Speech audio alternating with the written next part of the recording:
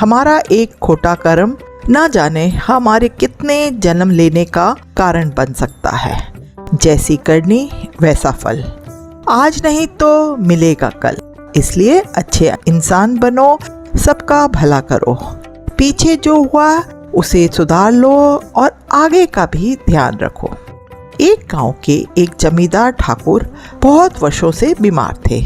इलाज करवाते हुए कोई डॉक्टर, कोई वैद्य नहीं छोड़ा, कोई टोने टोटके करने वाला नहीं छोड़ा, लेकिन कहीं से भी थोड़ा सा भी आराम नहीं आया। एक दिन एक संत जी गांव में आए। उनके दर्शन करने वो जमींदार भी वहां गया और उन्हें प्रणाम किया। उसने बहुत दुखी मन से कहा, महात्मा जी, मैं इस गांव का जमींदार हूँ, सैकड़ों बीघे जमीन है मेरी।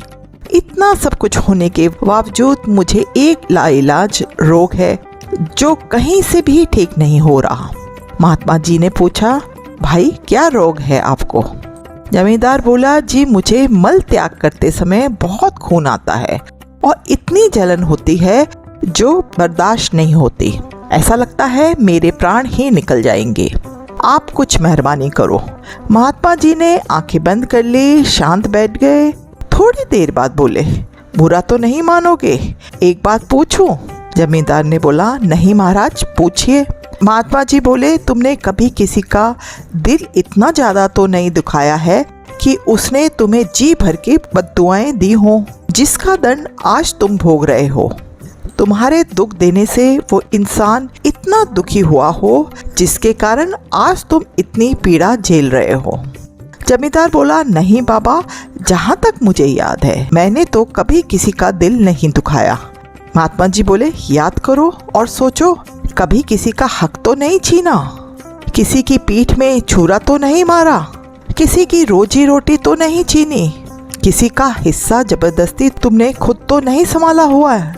महात्मा जी की बात पूरी होने पर वो खामोश और शर्मसार होकर बोला, जी मेरी एक विधवा भाभी है जो कि इस वक्त अपने मायके में रहती है। वो जमीन में से अपना हिस्सा मांगती थी। यह सोचकर मैंने उसे कुछ भी नहीं दिया कि कल को ये सब कुछ अपने भाइयों को ही दे देगी, इसका क्या पता। बाबा ने कहा, आज से ही उसे हर महीने 100 रुपए भेजना शुरू करो। यह उस समय की बात है जब 100 रुपए में पूरा परिवार पल जाता था। जमींदार ने कुछ रुपए भेजना शुरू कर दिया। 2-3 हफ्ते के बाद उसने बाबा से आकर कहा, बाबा जी मैं 75% ठीक हूँ। महात्मा जी ने सोचा कि इसे तो पूरा ठीक होना चाहिए था, ऐसा क्यों नहीं हुआ। तब महात्मा जी ने जमींदार से पूछा, तुम कितने रुपए भेजते हो? जमींदार बोला, जी 75 रुपए हर महीने भेजता हूँ।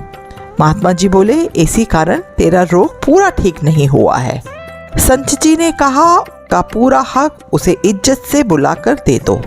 वो अपने पैसे को जैसा मर्जी खर्च करे, अपनी जमीन जिसे चाहे दे दे, यह उसकी मिल्कियत है, इसमें तुम्हारा कोई दखल नहीं होना चाहिए।